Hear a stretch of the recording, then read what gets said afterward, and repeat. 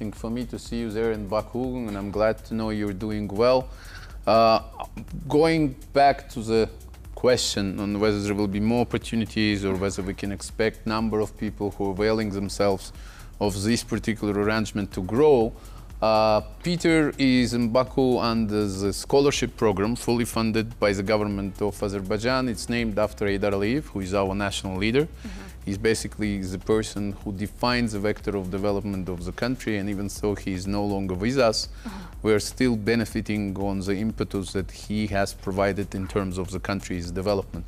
So I have every reason to expect a number of opportunities for Kenyans to grow. We do believe that this partnership is working very efficiently, and I think we can see a kind of one of the testaments is Peter is already acting as a bridge. He is teaching Kenyans Azerbaijani language. He's teaching Azerbaijani some dancing moves from Kenya. In the meantime, I'm pretty sure that he is very seriously studying and he is staying on the course despite some of the distractions. So yeah, I mean, I believe these opportunities will be there, which also is a reflection of dynamically developing partnerships and excellent relations that we have between our nations. So again, I do hope that we will be having more such opportunities. All right. Thank you so much, Ambassador, for that. Peter, thank you so much for your question. Thank you for being with us on the program tonight. In 20 seconds, please feel free to send salams to your people that you miss back at home. Homesick, nini, who do you miss? Feel free to send some highs to them.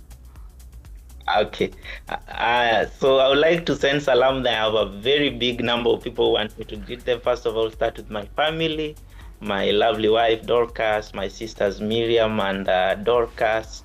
Again, friends like Gideon Gaita, youth leader from Jiru. My classmates, they're actually watching me over here. My special teacher who has taken me through the process, Madam Chinara, she has been very, very instrumental. Also back at home, I'd like to send special greetings to the wise men.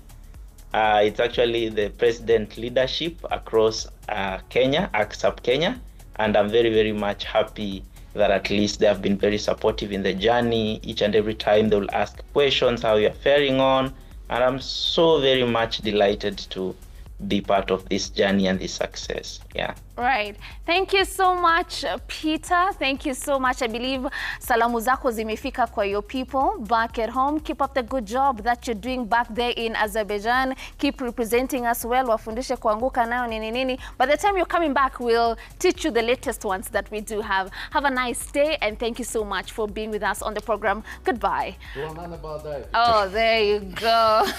All right. So back to you, Ambassador. You said the opportunities for the young people in Azerbaijan is hoping to grow in 2026, and I'd like for you to talk to us about what sectors are the most promising in our collaboration between Kenya and Azerbaijan. Are you seeing a lot of that in education? Is it in tourism? Is it in agriculture? Is it in the culture? Talk to us about the most promising sectors. Education is definitely one of those sectors, and we're working on the sector already, apart from the scholarship program, which you have so nicely presented. Also working with our Kenyan friends here, supporting several educational institutions. We're supporting Kenyan Institute for Special Education. We have partnered with them in establishing a special youth development hub, pardon me, which was inaugurated recently.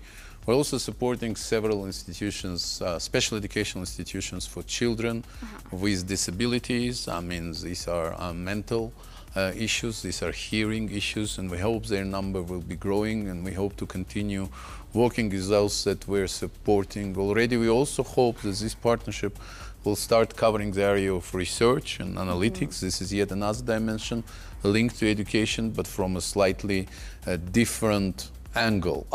Education is important, but most certainly not the only one area that we're looking at, because we believe, as they say, fursa mingi, there is a number of opportunities, and there are many, there are plenty.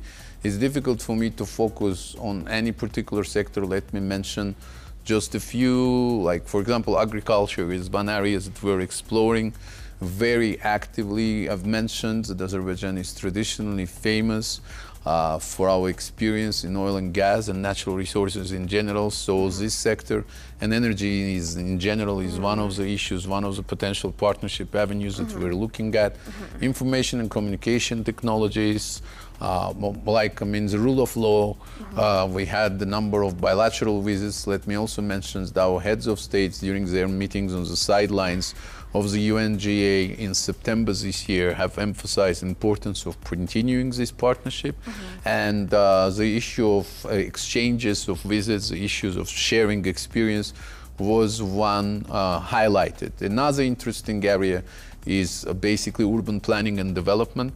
This is of particular importance for Azerbaijan these days, given our plans to host World Urban Forum in Baku next May.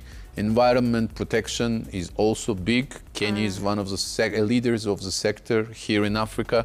Azerbaijan hosted COP29, and we are investing continuously in our climate diplomacy, in environment protection related exchanges.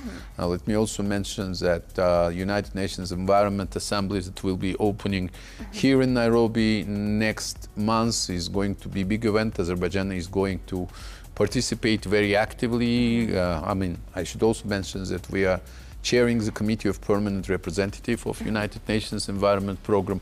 So these are just few to mention. I can go on and on and on, mentioning the recent visit of the head of the penitentiary system of Azerbaijan, who was here under the Correctional Week organized by their counterparts here in Kenya. Our defense industry minister was here, so I can go on and on and on. I can never forget the visit of the prosecutor general, who has excellent relations with his Kenyan counterpart. But I think that's Tosha for now.